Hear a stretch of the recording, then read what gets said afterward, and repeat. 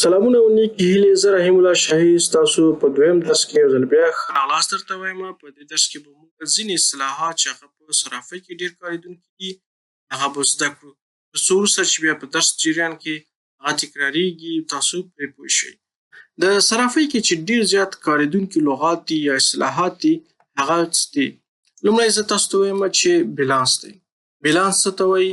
همدا ډول طلب څه ته وایي؟ ګرفت څه ته وایي؟ او بعض وخت کې بنام کلمه کارول کیږي. او دا ډول درک څه ته وایي؟ او بل بدهکاري یا قرضونه، داسې مختلف اصطلاحات دي. بیلانس دا دی چې د یو چا په حساب کې اوس څونه پیسې پاتې دي. فرض مثال احمد 1,00,000 افغانۍ تاسو سره جمع کړي دي، بیا 1,00,000 روپۍ بیرته اخیستي دي، نو د ده په حساب کې اوس د بیلانس صفر دی. که چېرته د 1,00,000 روپۍ جمع کړي وي 50,000 اخیستي وي، نو د بیلانس څونه دی؟ 50,000 پکې پاتې دي. نو دغه راکړه ورکړه ته هم یو دوه اصطلاحات کارول کیږي چې هغه ته موږ یو وایو، یو ته وایو طلب، بل ته وایو ګرفت.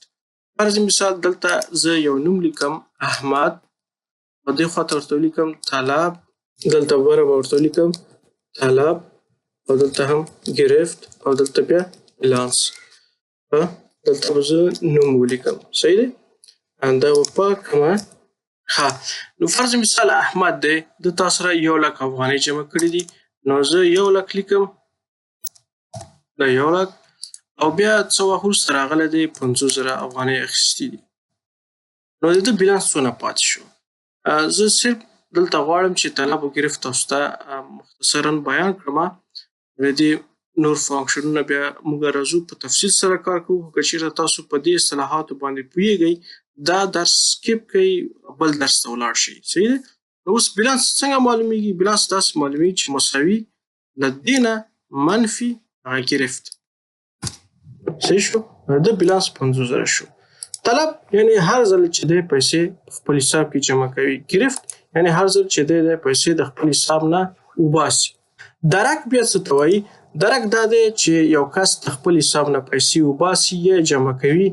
نو مونږ دا په نظر کې نیسو هره معامله چې ترسره کیږي په هغې کې یو حساب جمع کیږي، بل حساب کمیږي.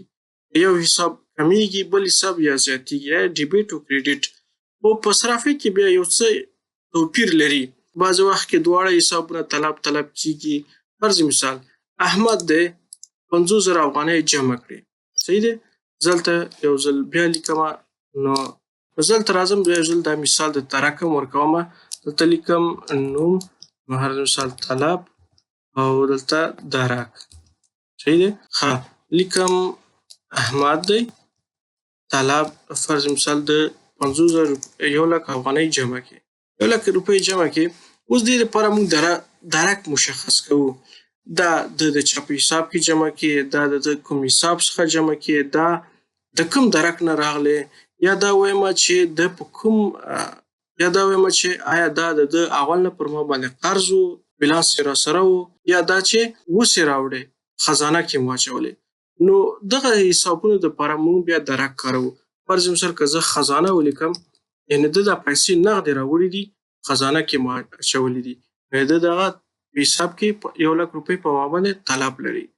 او که چېرته مثلا پخوانی بیلانس وي او زه یې غواړم په اوس خپل دغه نوي سیستم چې زه جوړوم په دې کې ورسومه، نو هغه خو زه فزیکل پیسې نه دي چې زه خزانه ورته لیکم، یعنې نقده خو نه دي. نو زه ورته لیکلی شم چې بدون مدرک یا نامعلوم یا یو بل اصطلاح. نو دغه مدرک او درک دا شی چې دي دا د همدې دپاره دي چې مونږ نغدې پیسې یا د یو معامله په صحیح توګه باندې ټرک کړو. معامله د چا او د چا ترمنځ ترسره شوې ده، آیا دا نغدې پیسې دي که یو حساب نه بل حساب ته انتقال شوي دي. فرض مثال که احمد غواړي چې زما د حساب نه زکي ته یو څو روپۍ واړوه، نو موږ دلته په حساب کې زکي لیکو. نو دغه شي ته درک وایي. طلب، ګرفت، درک، نو دغه اصطلاحات وو. نو امید چې تاسو دا باندې پوه شوي وئ. بیا هم څه پوښتنه لرئ د وټساپ د لارې نه، یا دغلته چې کوم تاسو سره د چټ لینک دی د ده د لارې نه هم تاسو کولی شئ میسیج وکئ، پوښتنه وکئ، تر څو ښه پرې پوه شئ. نو په بله ویډیو کې زه ستاسو منتظر یم. ښې چارې.